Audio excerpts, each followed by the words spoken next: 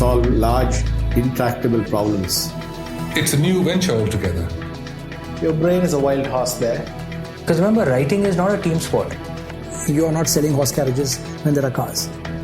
I want to be known only as the trusted advisor. More like a tourist. Play to Potential podcast. One of the things I didn't want to do was to, in the end of a chapter, have these are the three lessons from this book. You have to. Quite the opposite. What I wanted to do was have people relate to my story and see a piece of themselves in the story. Much like I would, if you told me your story, I'd probably see a piece of myself in that story. And then you take out whatever lessons, or as if by osmosis, not by Injection. Yeah. Welcome to the 43rd conversation at the Play to Potential podcast. This is your host, Deepak Jayaraman here. I'm an executive coach and I work with leaders during high-stakes transitions, whether it's related to an organization or the leader's career. I feel just like companies need to be coherent about the two questions where to play and how to win in the context of their strategy, we all need to be clear about our responses to the two questions where to go and how to grow. I work with leaders to address those two questions, especially during key points of transition as they go through their journeys. In this podcast series, I like to get to the bottom of how people have addressed this question at various points in their journey. The next guest on the podcast is Rajat Gupta, former head of McKinsey Worldwide, who later was accused and convicted of insider trading and spent 2 years in jail. He just launched the book Mind Without Fear, published by Juggernaut. I've realized that when you take the name Rajat Gupta, it evokes different emotions in different people. As a matter of fact, I went through a phase of reflection to consider if I should interview him for the podcast. At that time, I spoke to a few people at McKinsey, and here's a representative sample of what I heard from several of them.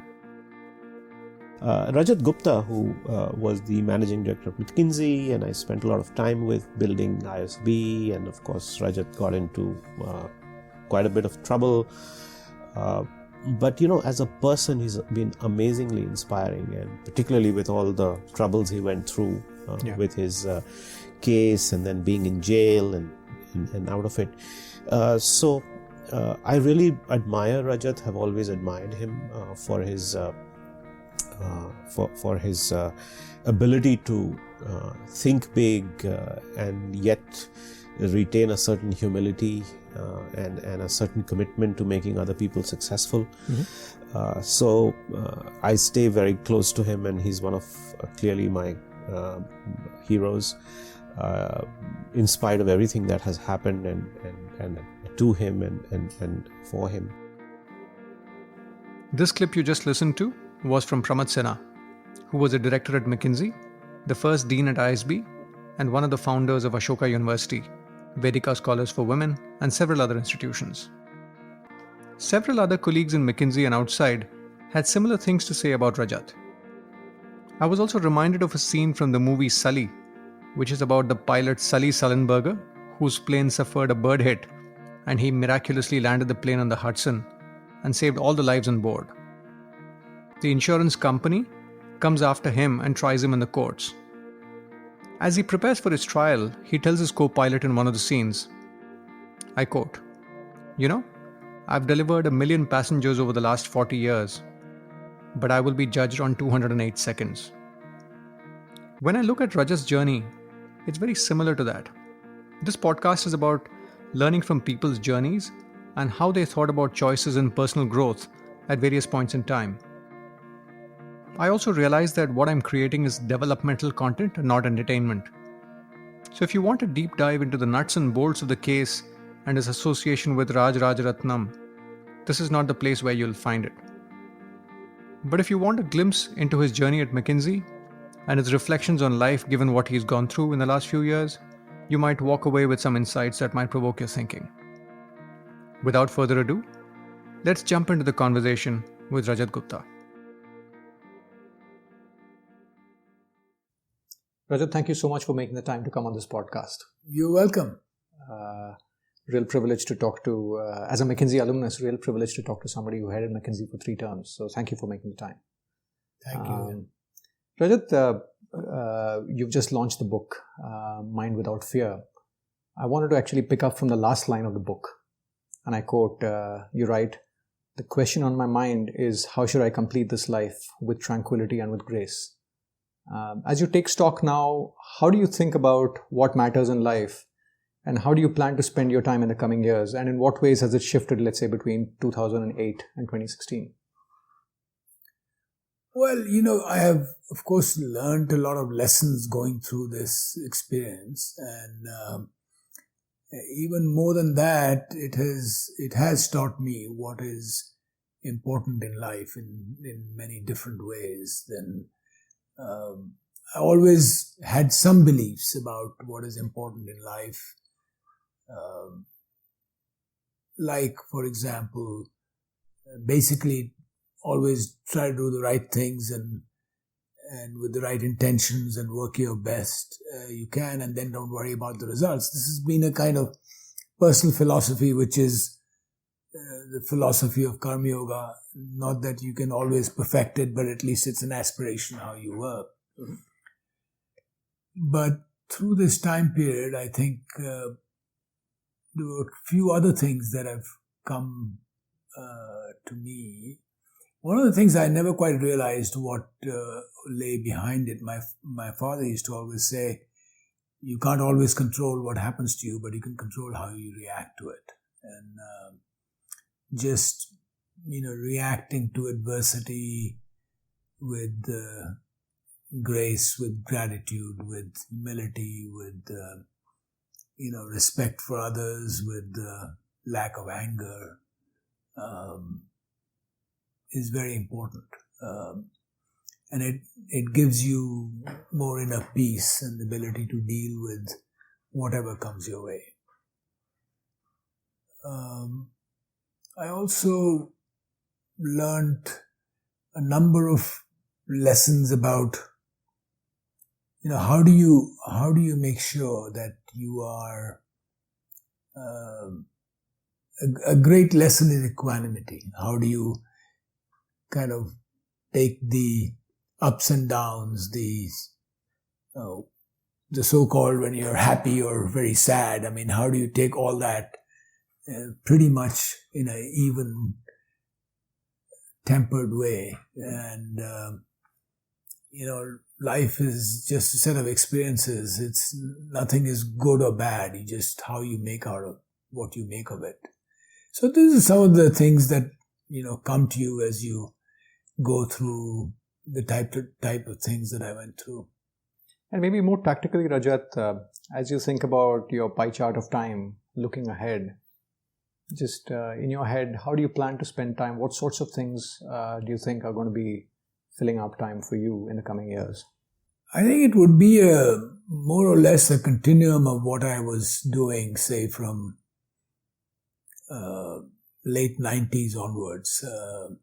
Even though I was managing partner of McKinsey, I spent a lot of time on philanthropic causes, primarily in education and health, global health. I did a lot. In the late 90s, I worked on the initiative to start the Indian School of Business. I also worked to do something in public health in India, which is called the Public Health Foundation. And I did a whole bunch of things in global health. So what I'm saying there is that it was a journey to give back to society. I always felt that business works with the permission of society. It has an obligation to give back to society. It actually has an obligation, is well positioned because of the skills you develop as a business leader, that you apply those skills in solving actually much harder problems than business strategy or organization. You work hard on solving societal issues that are quite intractable, but they need the type of skills business can bring. So I always believed in that. I believed in a partnership between government, civil society, and business to bring all their respective strengths together to solve a problem. So I've been doing that for some time now, perhaps, certainly 20 years, maybe 25. And this whole episode, in a way, interrupted that for, let's say, 6-7 years. And I want to just resume that journey. I would say that what would happen is that I have now much less interest in any commercial ventures of any kind. I'm 70 years old. I don't think it's necessarily needed after a 45-year business career. So I devote most of my time to philanthropic things and some time to myself with my daughters, granddaughters, spending time with family and taking it a little easy. I have a bucket list of places I should go before I die. So, things like that. And perhaps learning something completely new. It won't be related to business or which I don't know what it is, but something will emerge. Very interesting. You speak about family, Rajat, and in the book you talk at length about your relationship with your father and your daughters. How do you think about transmitting values from one generation to another? You talk about your family visiting you every weekend when you were in jail. What's been your narrative with your daughters as they were growing up? And in what ways has that changed over the last few years? I talk extensively about my dialogue with my father, who was a very busy journalist. So when I was growing up, I didn't see a lot of him. In some ways, I would say that I had a similar relation. As head of McKinsey, you travel all around the world. You don't necessarily have that much time for your own family. I tried to get back home every weekend and take them on trips, but the interactions are by necessity curtailed to certain, curtailed because of travel. Sure. So, but I have a very close relationship with my daughters. I mean, even when they were growing up, we spent a lot of time together. I enjoyed taking part in their academic curriculum and coaching them, and I enjoyed playing games with them and so on and so forth.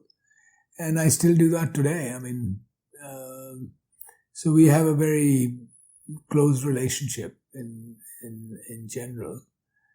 And I'm there to counsel them. Two of my daughters are artists, so it's out of my depth in terms of what I can tell them about their professional careers. But in terms of life discussions, sure. I mean, we are a very close family, and lots of that happens. And one of the things I picked up in the book, you talk about the choice not to play golf. It sort of reminded me of something I read in a book by Clay Christensen of Harvard, where he would say that, he had to choose between attending the church on Sunday versus playing basketball with his friends. And he said, as a rule, I said, I don't want to miss church. So I was just curious.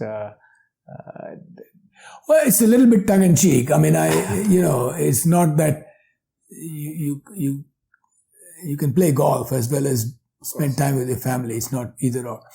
I mean, it's simply that I traveled a lot, and golf is a very time-consuming game. So if you then played golf in the weekends, I would be really missing out. So whenever I was home, I devoted much of the time with the kids. Correct. One of the other pieces that caught my attention in the book, Rajat, is your friend Atul Kanagat. Yeah. You talk about him creating 8 laws of Rajat Gupta and framing it somewhere. Yeah, mostly his wife had a big role to play in that too. I mean, both of them. Interesting. Now, I was just wondering, given your journey, if one were to ask you at this point in time, 8 laws for highly successful people, what sorts of things would you put in there? No, I don't think there is a general statement like that, right? If you look at highly successful people, firstly, you have to figure out what you mean by highly successful people. But you see all kinds of styles and all kinds of profiles. You as a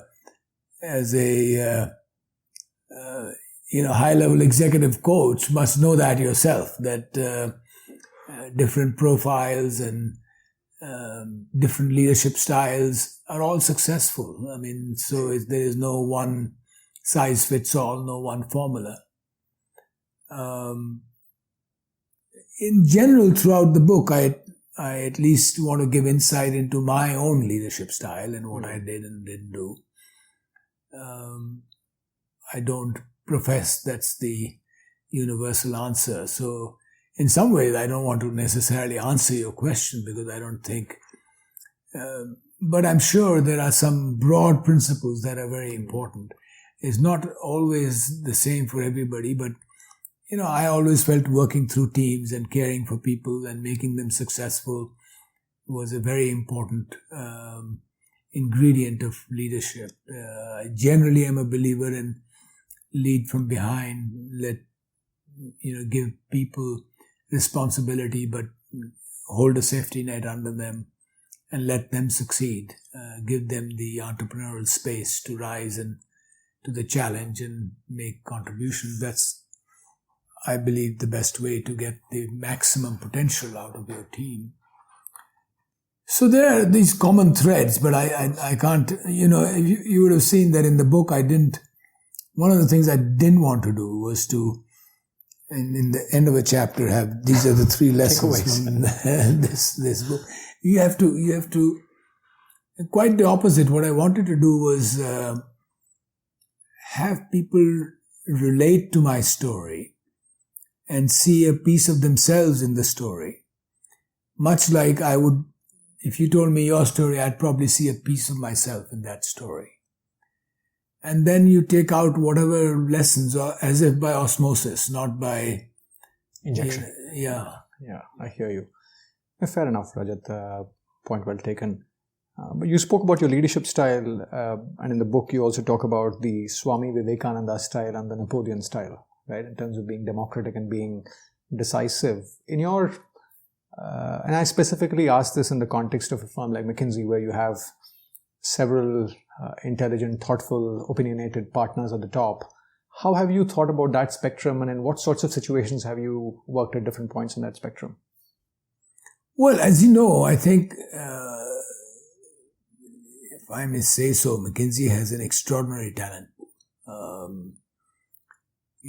As if you just assess it in terms of pure business, there is no other institution in the world which has more CEOs amongst their alumni. There is none, not even close. So that means that there is, firstly, that they had enormous raw talent. They also learned a lot during their time in McKinsey.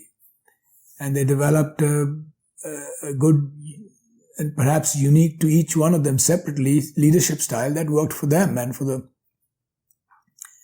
But in McKinsey itself, leading McKinsey, because of the characteristics of their very highly talented people with their own points of view, and we really work as a partnership. What that means is that the job of the managing partner is really a sort of first amongst equals, rather than, here I'm the leader, I'll show you the way and you follow me. Your main responsibility is to understand the aspirations of your partners and to then nudge it in a particular way, influence it, but not try to dictate it.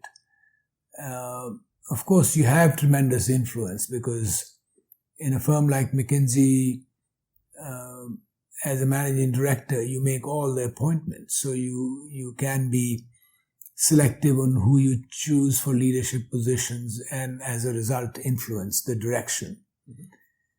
But at the same time, you don't have unchecked powers, nor do you have complete freedom. It's a very democratic, all major decisions are made in a democratic fashion. So in that sense, it's a very high contact sport. Leadership in McKinsey is like, you have to be there, you have to, have intense dialogues with your fellow partners. You have to understand them, you have to often visit them in their own home turf. As a McKinsey director, managing director, you don't come, okay, I want to see you, come and visit me in my ivory tower. It doesn't work like that. And it shouldn't work like that.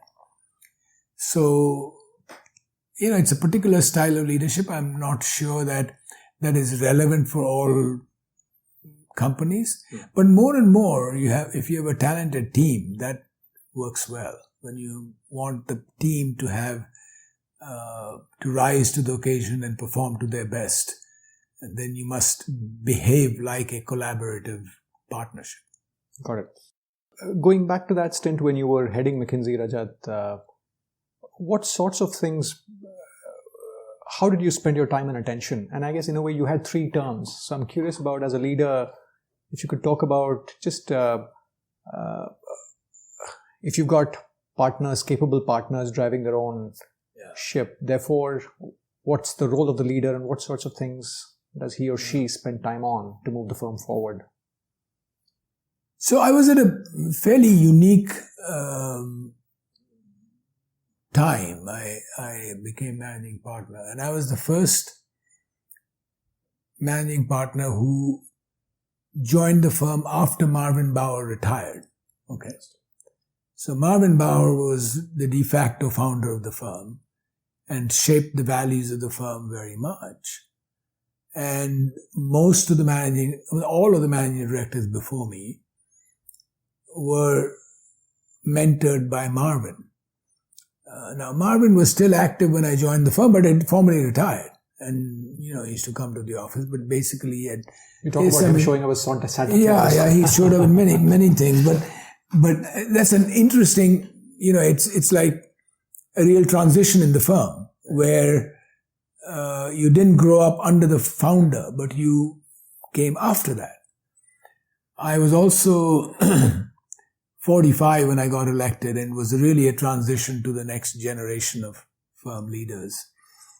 I was also the first non-American to be elected managing partner.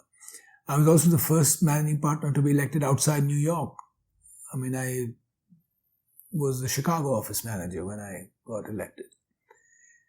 So all of that, had a kind of it was sort of change in a way that was, and I decided not to move to New York. I decided to stay in Chicago. So here was supposedly the center of the firm was New York. It clearly said, no, not really. New York is just another office, and there are many offices. So there were a lot of signals of change. In my first term as managing director, I undertook a strategy project for the firm, which most managing directors do. But I had thought about it in a very different way. I thought about it as a process. Normally when you do a strategy, you pick maybe a task force of 10, 15 partners and you say, go and think about it for 6 months and do your analysis, just like a client strategy team, and you come back. And I felt that was not the right process for us. And that what we should be doing is to involve a very large number of people and a very large number of principals, which is the junior partners, so that they could deliberate on the direction they want to take their firm, because they were future leaders of the firm.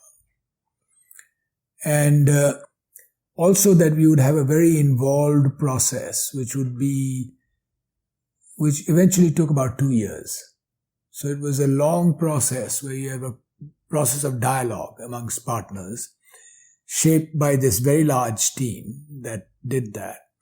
And we would come together and deliberate, and came out of that sort of directional themes for the firm. It was a very successful process, because by the time we got to the end of it, about half of it was already implemented, because people thought the idea was good. We would go and do something, and still the process. It wasn't like, here's the strategy report, So the first term was consumed by that, in addition to the normal activities that a managing director does, which is, make appointments, visit offices, visit clients. The other thing I did was very much, everywhere I went, I visited clients. I talked to clients. I never actually gave up client service, because one of the things I always said, this is a client service firm. So even as a managing partner, I was introducing clients, helping in client teams and so on, because I thought I must keep an hand in client service. The second term was sort of more consumed by governance issues. Now the firm was growing very fast. It was now had a global footprint. Previously it was more a North American European firm with some offices. We had Tokyo office and we had Hong Kong office and something. But basically, we rapidly opened another 20 or so offices around the world. And I believe that we should have a global footprint, much like our clients were getting global footprints. So in order to serve them effectively, we should have a global footprint ourselves, or perhaps even a more extensive one. Otherwise, how would we serve them? So, but the second term, the time to came was, the firm was becoming larger and larger. How do we change the governance of the firm to maintain the spirit of partnership and the principles behind partnership, and yet be prepared for a much more global, much larger firm? So I set up a governance task force, which was a very different kind of. It was more senior people, but not the most senior people. So these were not the senior directors, but the directors who were likely the next leadership group in the firm. People who would be succeeding me and so on. So I gathered a group of 20 very high talented junior directors who formed this task force. And we created a set of governance recommendations. I won't go into all of them, but basically it was designed to, certain principles of governance we wanted to enshrine, like rotation. It had become a little bit static. If you became an office manager or head of an office, you stayed there for a very long time. It's like tenure. Yeah, like that. And we said, no, every 5-6 years, we must change the leadership of an office. And in fact, the practice leaders, we said every 3 or 4 years, you should change. And so rotation became part of one of the principles. There were many such principles, governance principles we articulated. In fact, one of the changes I wanted to do was to also have a rotation on managing director. I was 45 when I could do 5 terms, 15 years. And that's way too long. If I haven't done what I wanted to do in 7 to 10 years, I will never be able to do it. So it didn't make any sense to me then. So I imposed a term limit of 3 terms for the managing partner. The board also would be rotating and so on. So that is one of the governance things. But the other was to make, another important one was to make the industry axis and the functional practice axis also as strong as the geographic axis. McKinsey first was a very geographically oriented firm. You're head of this office, that office, etc. Now, not only were a head of office is important, but head of industries was important, and head of functions like operations or IT, etc. And that created a more complex form because it's a sort of a 3-dimensional matrix. But at the same time, it was able to better meet the needs of our clients. So there were, I don't want to go through all the points, but the second term was pretty much consumed by governance changes and implementing them and so on. The third term, the the main issue there was really the dot-com bubble had burst. And it was, as you articulated a little bit earlier to me, it was a time when it was very tough. We were growing fast, and suddenly the music stopped. And we had, normally McKinsey used to get overall about 2/3 of the offers generally we made. So from a hiring perspective. So in order to hire about 1,800 to 2,000 consultants a year, which we did at that time, we would make about 2,700 offers. And so we made 2,700 offers, and the demand dropped, and the acceptance rates went up to over 90%, almost 100%. So we got 2,600 people instead of getting. Yeah, no, it was quite amazing, and this was true of most consultant firms. They managed it differently than we did. We accepted everybody, and we created internal projects to keep them busy and so on. And when the economy then took off, we had a bench that was stronger than anybody else because we had taken them all in and not. Anyway, so the third term was pretty much consumed by dealing with post-bubble crisis in a way, managing the firm through those times. Got it. This is your host Deepak Jayaraman here. I find it interesting that when one moves from a CXO role to a CEO role, one needs to start focusing much more on the balance sheet without losing sight of the P&L. In the first term, Rajat talks about evolving the strategy at McKinsey by involving a large number of junior partners around the world over a prolonged period of time. He sees this as a change opportunity and not just as a strategy development exercise. In the second term, he talks about building structures and governance processes that would set the firm up for the future, and speaks about involving junior directors, the future leaders of the firm, in doing so. In the last term, he speaks about taking a cross-cycle view by not firing the talent immediately after the dot-com crash and investing in them, thereby having the capacity to go after the market when the cycle turned. It's interesting to see how there's a long-term institution building mindset that's embedded in each of the things that Rajat says in the way he went about embarking on each initiative during his 3 terms.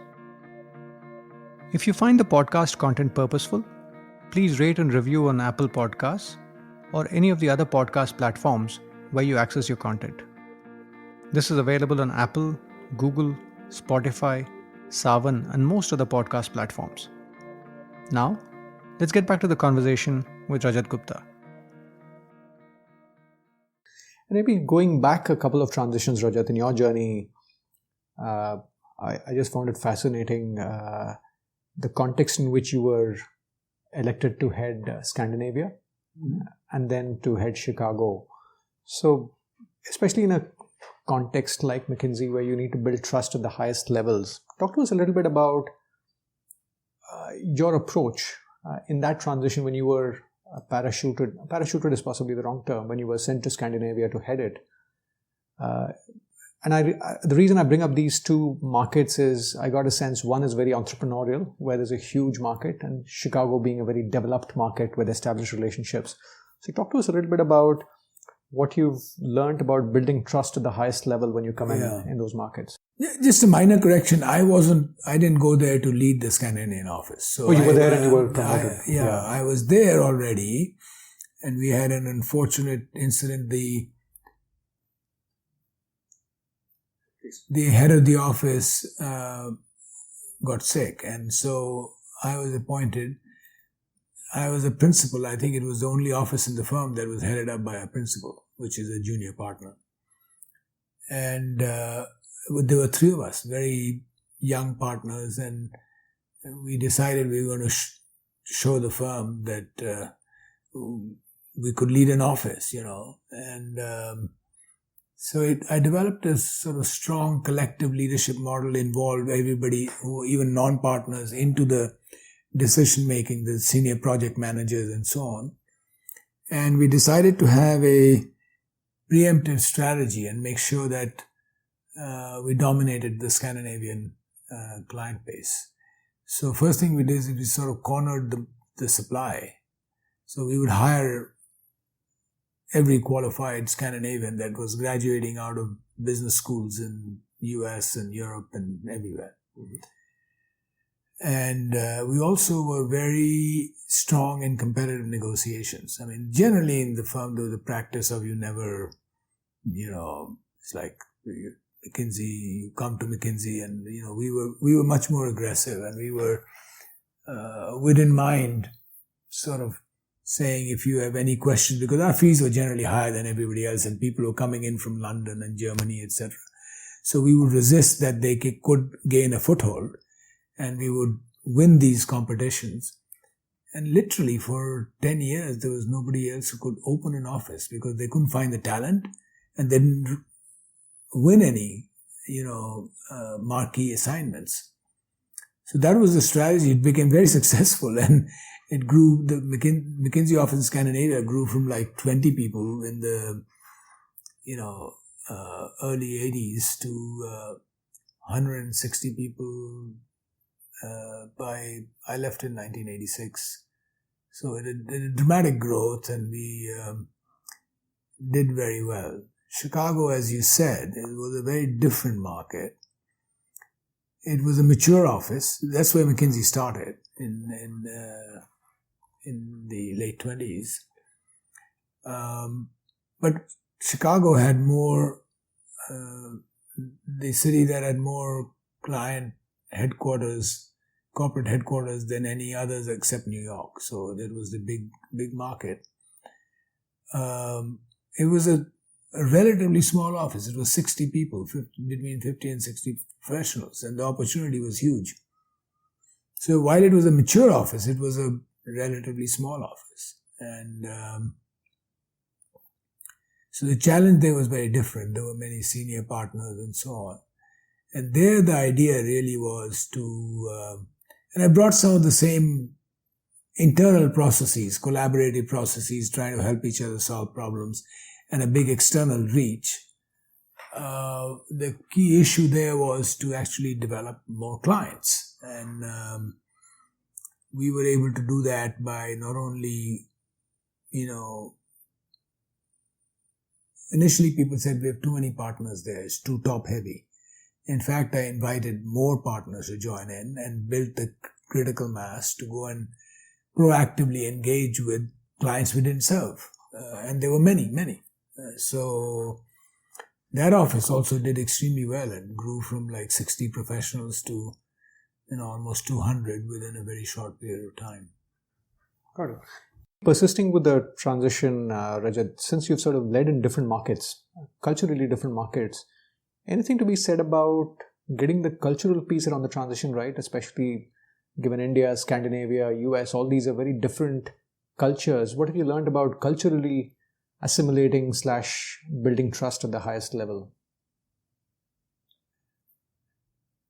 Yeah, the first thing to say is that the approach that McKinsey takes in solving problems or developing clients is fairly uniform across.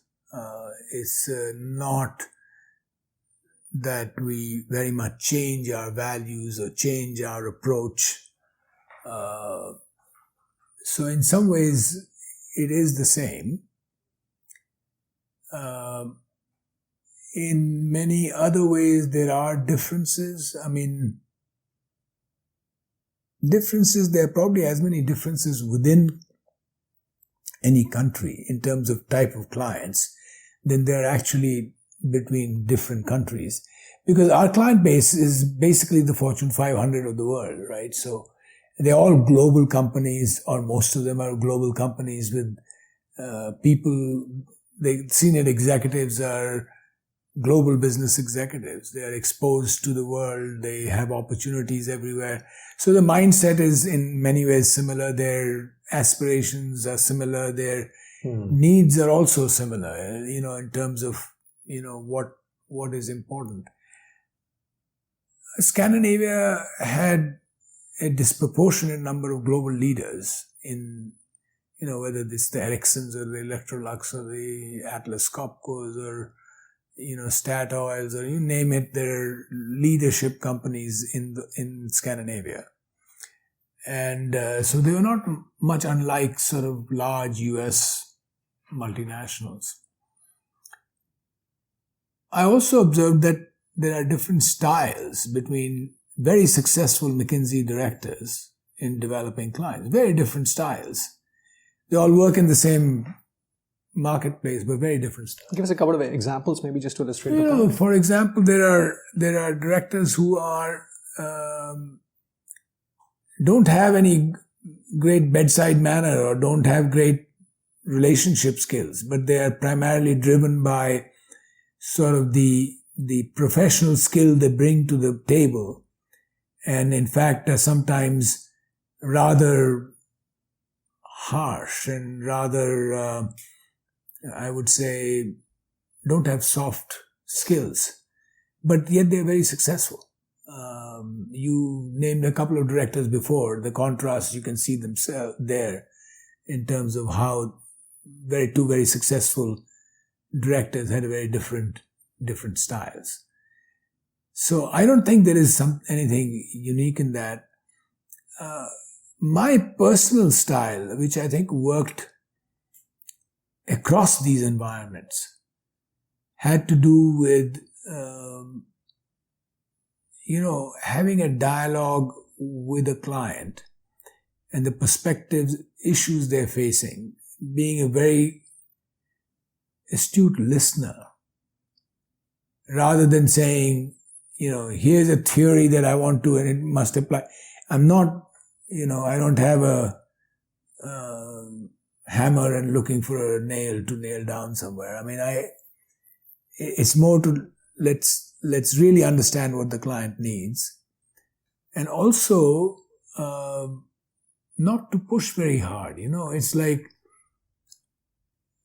you have to wait for the right time when the client is ready. I have so many different experiences. I met the CEO of Walmart in China one time. We were on the same board, and I said, I'd like to come and see you. They were not a client of ours. So he said, yeah, you can come, but don't expect any work. We don't like consultants. We don't use consultants. So I said, okay, but I'd like to come anyway. So I went all the way to Bentonville, which is not an easy place to get to. And we spent an hour talking about various business issues and what. And the hour finished, and I said to him, I hope the time was useful. I said, if you learned something from this, then let's schedule another hour in 3 months' time, and I'll think about what you have told me, and I'll have some thoughts and ideas and so on. He said, yeah, I found it useful. Sure.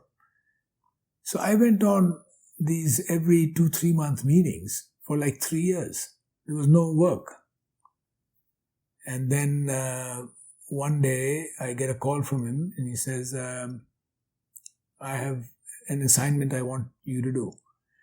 And it was not competitive. It was nothing. Walmart is known for its very competitive vendor relations and this, nothing. And I had similar experiences in many clients, which is what you just have to wait for the right time. And maybe just sticking with that example, Rajat, how do you draw the distinction between somebody trusting Rajat Gupta, the person, and trusting McKinsey, the institution? How have you thought about, in a lot of these situations, people trust the individual sometimes and expect that individual to be heavily involved in something, but as a managing partner, time is finite. So how have you thought about making that distinction and positioning the firm as well as a leader? No, it's clearly when you have a dialogue with a client, one of the things you have to communicate to them is what McKinsey is and what the talent pool and what the capabilities of the firm are. And that we are able to deliver. In the strategy project, there was a thing that came out called 100% Cube. The notion was simply that we would provide the best of our capabilities along all these lines: client understanding in the marketplace, industry knowledge, functional knowledge, and we'd be able to deliver that to a client wherever the talent existed in the firm. And it was not just limited to that office, because the firm was a worldwide partnership, not just a parochial setup. So you have to, along the way, convince them of that. But it is fundamentally based on a trust-based relationship between you and the CEO that you're serving. And maybe moving to your journey, Rajat, how have you thought about your development as a leader? If you look at your journey to Scandinavia, to Chicago, to leading the firm, what's been your approach to scaling up your muscle as a leader? Well, I mean, it was perhaps mostly by necessity and perhaps different needs in different times of my career and so on. As you would expect, I graduated in IIT and then went to HBS, and what I discovered in my early days, that my particular skill, and I developed it well, was that I was a good problem solver. And, that's the fundamental foundation block for being a consultant. So I invested a lot in becoming a better and better problem solver. I was a reasonably good, I dealt with people well, so a reasonably good project manager when that was, but I was not particularly good at client relations or client development. And it's, of course, somewhat of a learned skill that you actually learn through mentorship of others, right? And they teach you how to do it and so on, and you observe them doing it and you learn from it. And that, I had some good teachers in the New York office where I was growing up.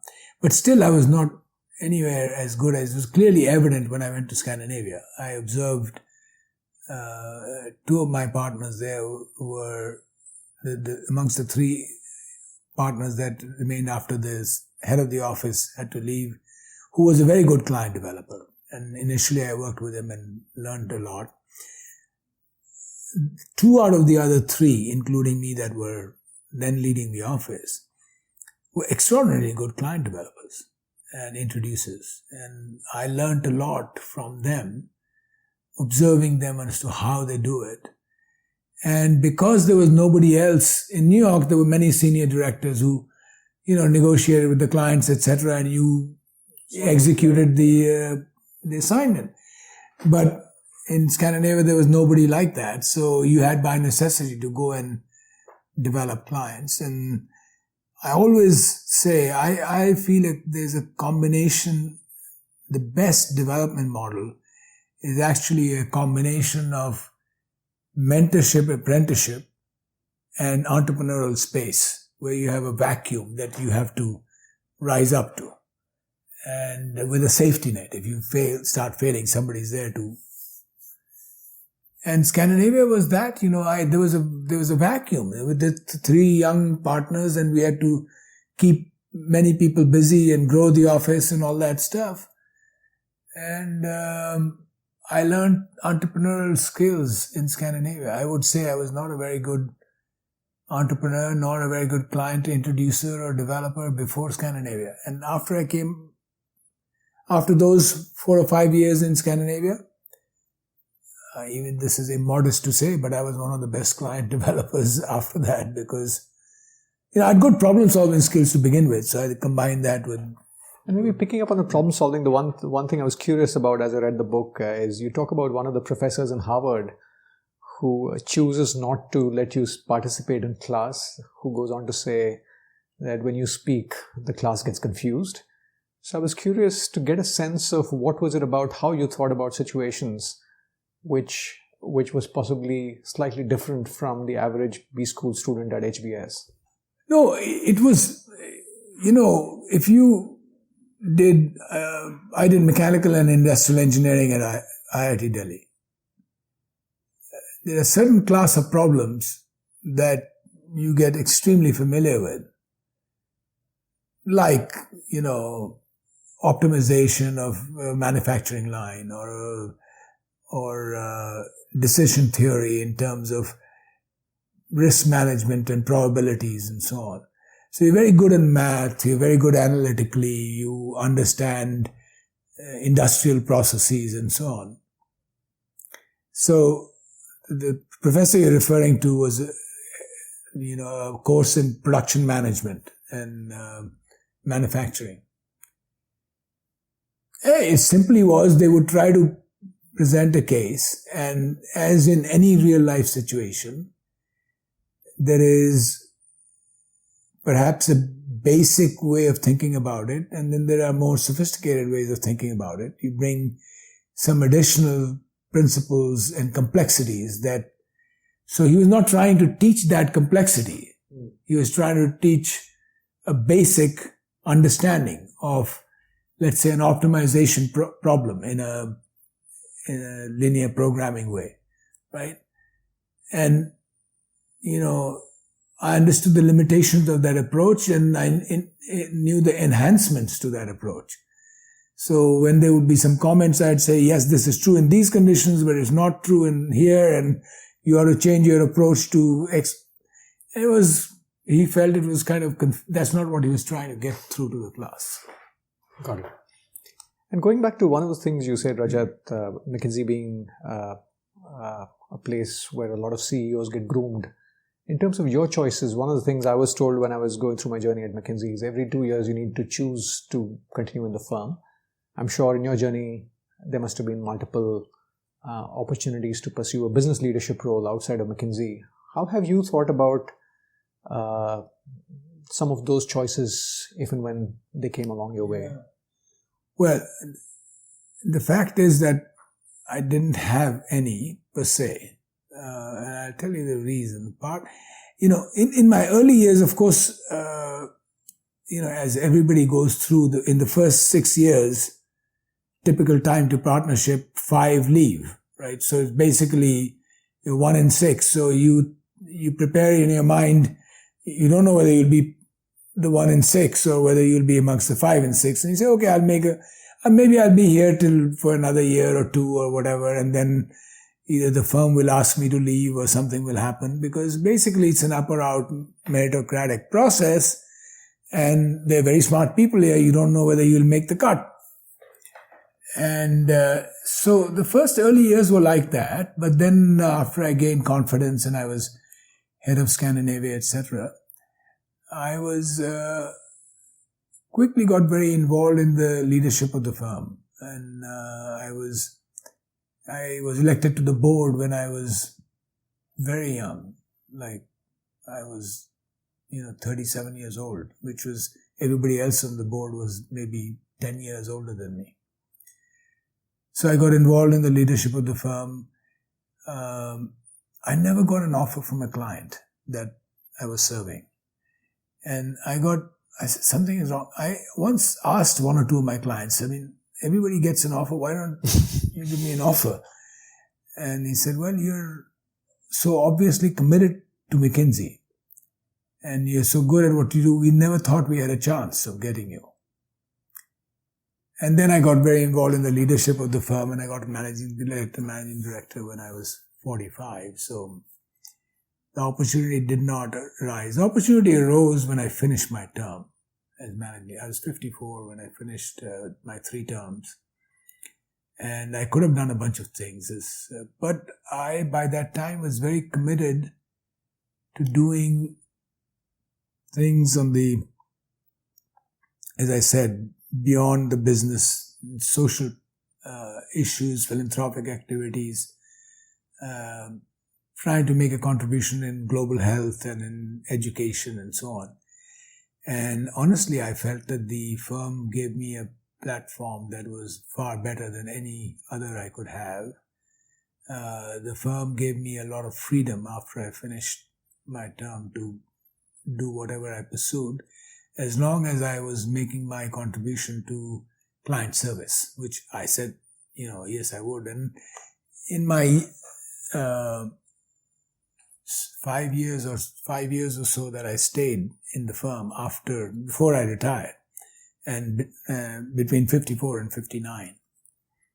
I was probably, as I said, immodestly, probably one of the most effective client introducers to the firm and developers of client service. So I did that at part-time, basically, because I was devoting a lot of time on. I was chairman of the Global Fund for AIDS, Malaria and Tuberculosis. I was chairman of PHFI and ISB, and I was a chairman of the Gates Foundation Advisory Board. So there was a lot of different roles that had very little to do with McKinsey that I was playing.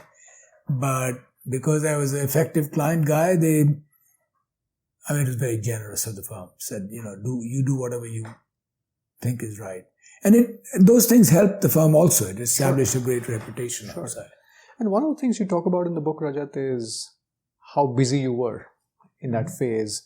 And you talk about that as being one of the things which comes in the way of thoughtfully responding to what showed up along the way. Yeah. With the benefit of hindsight, I specifically asked this because in a way, there's a certain tendency to glorify the busy leader that I see. What's been how do you look at this notion of how busy should one be with the wisdom of hindsight? With the wisdom of hindsight, I think you have to be able to say no. I generally say yes. If I can make a contribution and can be helpful to somebody, I generally say yes. And I never took part in anything that I didn't believe I could make a difference. And I could make a difference it was different in different organizations. I spent differential amounts of time in different organizations, but I could make a difference quite effectively with a short amount of input because of the variety of experiences, as well as you can connect the dots in different patterns you see in different places and really be helpful.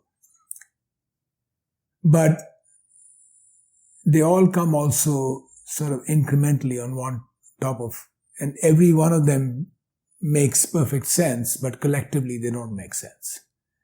So I got to that stage where when I listed all the things I was doing, I was shocked myself that this was the case. Got it. And going back to being a strategy consultant, it's often about helping organizations making tough choices or seeing clearly through tough situations where there are trade-offs involved. In your journey, Rajat, as you take stock, what are the choices you're proud of and what are the choices that you wish you'd made differently? Well, I would say the choices that I'm proud of is actually seeing my role as a business leader in a broader sense and broaden the aperture of that contribution, saying that, business works with the permission of society. It's an obligation we have to help solve some of the most important problems in society. And making an interpretation of that role as a business leader, saying this is also the responsibility of a business leader to become the chairman of the Global Fund for AIDS, Malaria and Tuberculosis, to take an example. I'm not a public health specialist. I don't know many of the issues that are involved in it, but I have a certain set of skills which are very important in solving those problems. And I bring that expertise combined with other technical expertise that was needed to solve that problem. So you broaden the role. And when you're off from a kind of a consuming full-time job like being head of McKinsey, then you can do a lot of broader things and make a contribution. So I'm proud of that choice. Now, I probably took it to an extreme and did too many things, but by and large, and the impact, if I look at long-term impact of, let's say, leading McKinsey for 9 years versus creating Public Health Foundation of India, or being a founding board member and chairman of the Global Fund, to creating PHFI and ISB.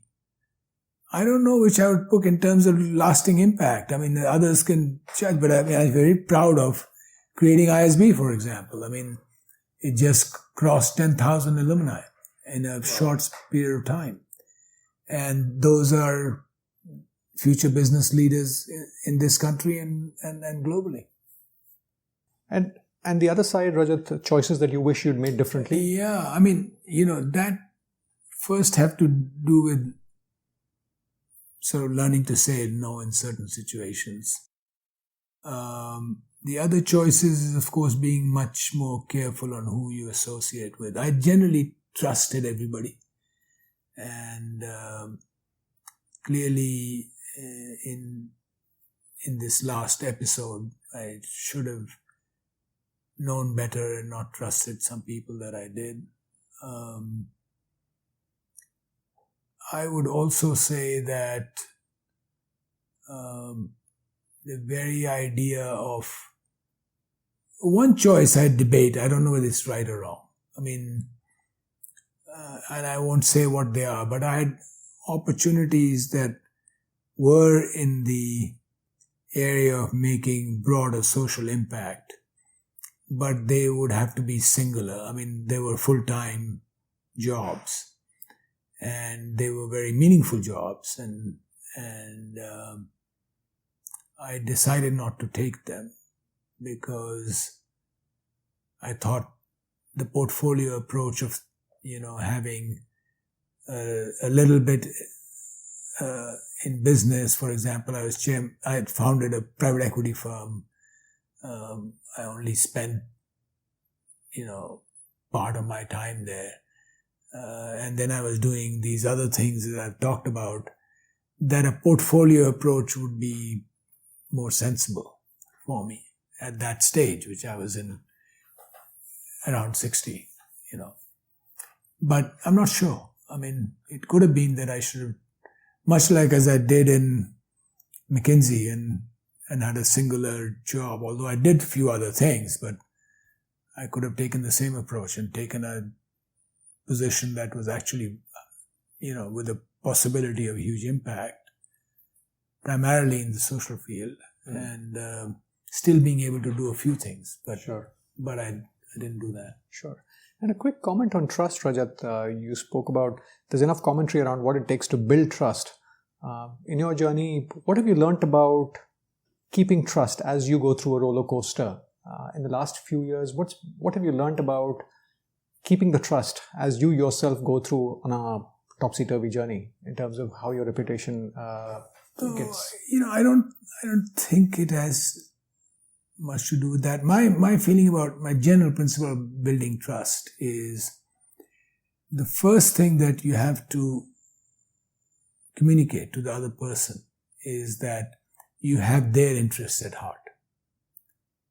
That's the fundamental thing. That you will trust me only if I believe that I have your best interests at heart. Very closely related is you have to believe that I care for your success. I care about you as a person, as to you to be successful, so on. Once you establish that, then you can give very hard messages. You can say very tough things and yet continue on the trust. Most people who trusted me, I trusted because I trusted them, and they in turn returned that trust.